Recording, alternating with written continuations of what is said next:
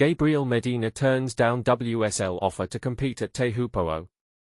Shocking but true, three-time World Surf League champion Gabriel Medina has doubled down and rejected a last-minute invitation to compete at the famed Tahiti Pro at Teahupo'o. This unexpected move has left fans and fellow surfers buzzing. After all, a coveted wildcard slot became available when Alejo Muniz announced he would be skipping the event due to shoulder surgery. But here's where it gets controversial. Medina apparently stood by his earlier statement that he would not accept a hasty injury replacement offer, and he made good on that promise. According to Brazilian media outlet Globo, Medina initially requested a wildcard to the Tahiti Pro several months ago. However, the World Surf League, WSL, organizers had already earmarked those spots for Olympic gold medalist Kauli Vast and trials winner Mihimana Bray. At that point, Medina's team let it be known that he wouldn't jump in last minute if a wildcard slot opened. So when Muñiz dropped out, the WSL did indeed offer Medina the chance, but it was promptly declined. The WSL's official statement noted that he had previously scheduled commitments within August, which prevented him from shifting gears to compete at Teahupo'o. Instead, the newly opened spot has gone to Teiva Tairoa, who recently finished runner-up in the July 20th trial event. Meanwhile, on the women's side, the remaining event wildcard will be going to Teahupo'o local and defending event champion Vahine Fierro. In a notable twist for surfing fans everywhere, 12-year-old Kelia Mehani Galina earned the women's trial wildcard, marking a remarkable achievement for someone so young. For those not following closely, Teahupo'o in Tahiti is one of the most testing breaks in surfing, notorious for its heavy, powerful left-hand barrels.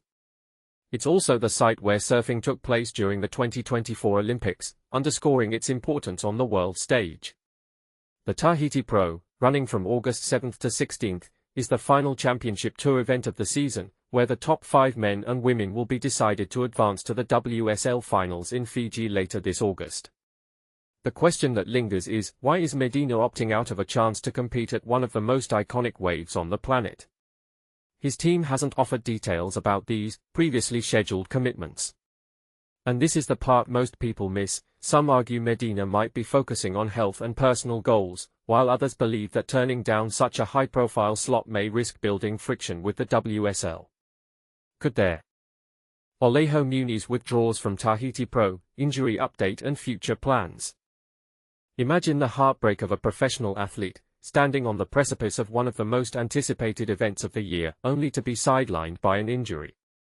This is the reality for Alejo Muniz, a Brazilian and Argentine surfer, who has been forced to withdraw from the final stage of the 2025 CT regular season in Tahiti.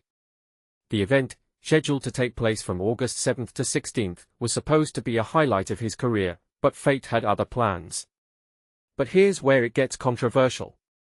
The WSL has yet to announce a replacement, and the series released yesterday will undergo significant changes. Let's dive into the details. Muñiz, who was featured in the series published on the WSL website, sustained a shoulder injury during his competition in Jeffreys Bay. According to a video he shared on Instagram, he will need surgery to repair the damage.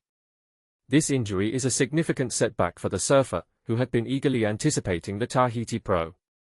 In his own words, this stage was one of the events he was most looking forward to competing in. Missing it is undoubtedly a disappointment, but Muñiz views this obstacle as just another challenge in a career filled with them. Despite this setback, Muñiz has already secured his spot for the 2026 CT, which is set to begin in April at Bells Beach. This pre-classification system ensures that his absence from the Tahiti Pro will not jeopardize his future in the sport. And this is the part most people miss. The WSL's decision to withhold the announcement of a replacement adds another layer of intrigue to the situation. It's important to note that the replacement does not necessarily have to be the second wildcard pick. There have been speculations that Medina might decline the spot if something like this happened, but nothing has been confirmed. One thing is certain, due to the pre-classification system, the series that were published will change. This means that fans and competitors alike will have to stay tuned for updates on who will be filling Muñiz's spot and how the competition will unfold. So, what do you think? Should the WSL expedite the announcement of a replacement to maintain transparency and fairness? Or is the current approach a strategic move to keep the competition unpredictable? Share your thoughts in the comments below and let's spark a lively discussion.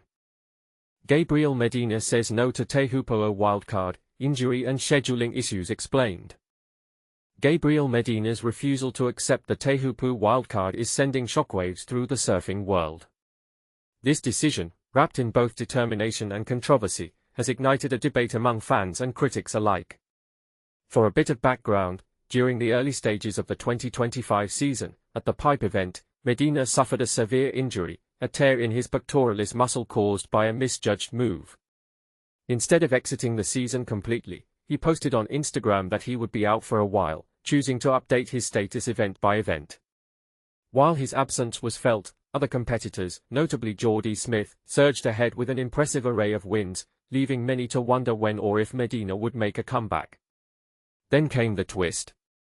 Medina, known affectionately as Gabby, decided to reach out to the World Surf League with a request, a wildcard spot in the final championship tour event of the year in Tahiti. His resume is nothing short of extraordinary, boasting 2 Teahupo'o championships, for second-place finishes, an Olympic bronze medal, and even being immortalized in one of the most famous surfing photos ever taken. With credentials like these, one might expect an automatic pass. But here's where it gets controversial. The WSL made it clear that all the wildcards for Tahiti had already been distributed. One had been awarded to Cali Vast, and the other went to the winner of the trials. They did mention that an injury replacement spot was available, but that came with the uncertainty of waiting for another competitor to get hurt, a gamble Medina's team was not willing to take. The plot thickened just yesterday when Alejo Muniz pulled out of the competition due to a lingering injury from J-Bay. Seizing the moment, the WSL quickly offered Medina the vacated place, hoping he might still fit it into his schedule. However, citing scheduling conflicts, he declined once again. Instead, the wildcard was handed to Teiva Tairoa, the 35-year-old runner-up from the trials. On the women's side, wildcards went to Vahini Fierro and an extraordinary 12-year-old, Kelia.